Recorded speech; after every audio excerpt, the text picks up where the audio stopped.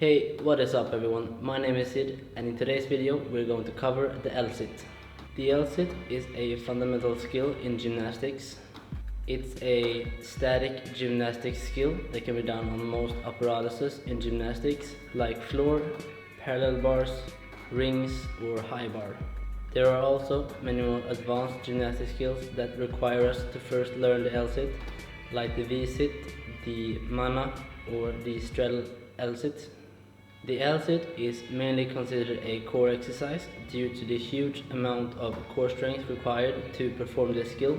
There are, however, many more components to this skill that we need to keep in mind when learning this skill. The L-sit will mainly be working our abdominals, our hip flexors and our triceps. It can also be demanding on the rear delts and the upper back. If the skill is done with retracted shoulders, it's going to transfer more to the mana training. And if the L-sit is performed with protracted shoulder, it's going to transfer more to the press handstand and the L-sit to press the handstand. We're going to begin with some common mistakes on the L-sit and how to fix them. One of the most common issues I see with the L-sit is that people lack the passive flexibility in the pike position to hold the L-sit without bending in their legs. In order to hold the legs horizontally in the L-sit, we need to have a decent amount of flexibility in the passive pike stretch. Some of the exercises that we can use to increase our passive pike flexibility is the Jefferson curl. This weighted mobility exercise will increase your hamstring and your calf flexibility and improve your pike flexibility. It's performed with a kettlebell or a barbell from an elevated surface, and this stretch is going to help increase your passive pike flexibility. The next exercise is the inverted pike stretch. This loaded passive stretch will be done on the stall bars. It will be using this leverage from the stall bars to get us further into the pike position. It can also be performed in conjunction with the Jefferson curl if you want to be more time effective as well. The second problem is a lack of active flexibility, or what we call compression. We must not only have passive pike flexibility, we must also have strength within that range of motion in order to hold the L-sit actively. One of the exercises that we can use to improve our active pike flexibility is the seated pike lifts. This compression exercise will allow you to gain more strength within that passive range of motion. Performed sitting on the ground, we will lift our legs as high up towards our chest as we can.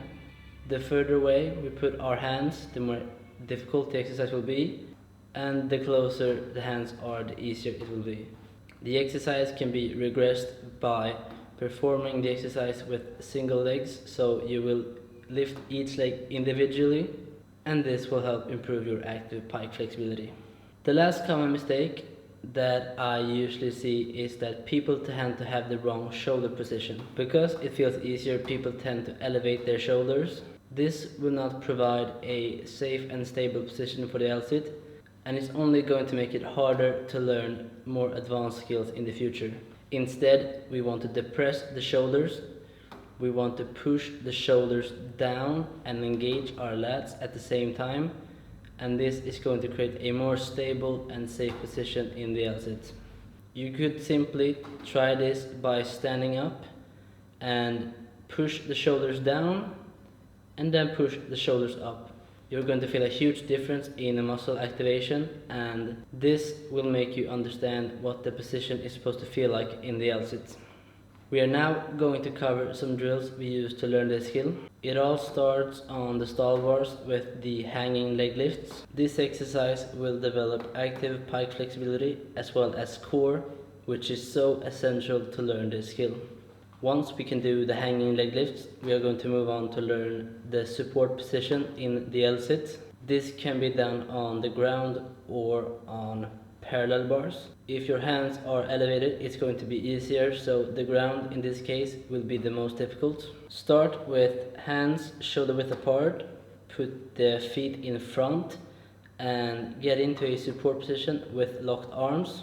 Then you want to depress the shoulders and open up the chest and feel this position. From here you can lift the legs individually to make the exercise harder, or if you can do this, then you can move on to the next progression. From here, we can move on to the tuck L-sit, where we will continue to focus on keeping the hips horizontal at all times and keeping those shoulders depressed. You want to strive to keep your hands by your hips and keeping your back straight.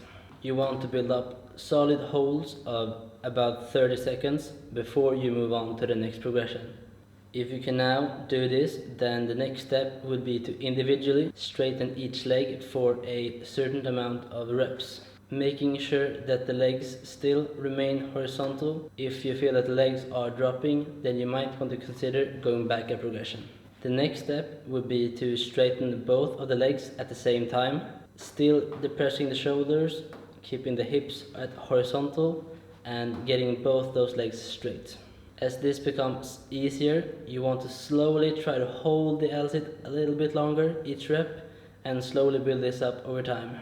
At this stage, we can now start to work on the L-sit with both legs straight. We start by doing the low L-sit, where we hold the L-sit but below horizontal. Once you can do about 20 to 30 seconds, then you might be ready to start raising those legs. And then you want to gradually raise the legs higher and higher over a period of weeks until you are at the full L-sit. These are most of the progressions we need to use to learn the L-sit, but most of all you need to be patient and consistent. This is not a skill you learn in one day, it takes consistent commitment and practice. You want to practice this skill for about 2 to 3 times per week, keep track of your progress, and I'm sure you can learn this skill. Thanks for watching today's video. Want to learn more about gymnastics training? Then please check out my training programs. You can also subscribe to my channel if you want to see more videos. I post videos every Monday, Wednesday and Saturday. So that was all for today's video. I hope you enjoyed it and I will see you guys in the next one. Peace.